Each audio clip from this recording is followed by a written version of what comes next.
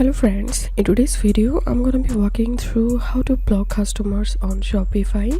But before getting started this video, make sure to subscribe. How to 1 minute.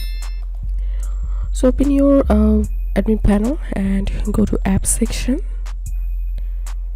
and open App Store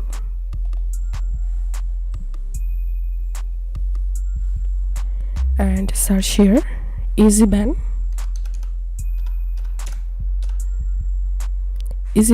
blacklist. Open or select this app, and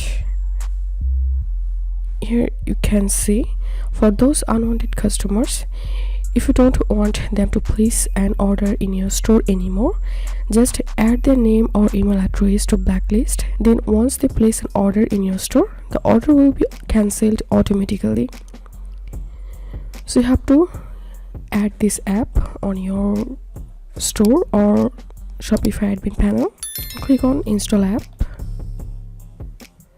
and using this app you can easily ban or block someone on Shopify. If you think to see more Shopify videos, please check the links and descriptions. If this video helped you, give a thumbs up and please consider subscribe. How to 1 minute. Thank you for watching.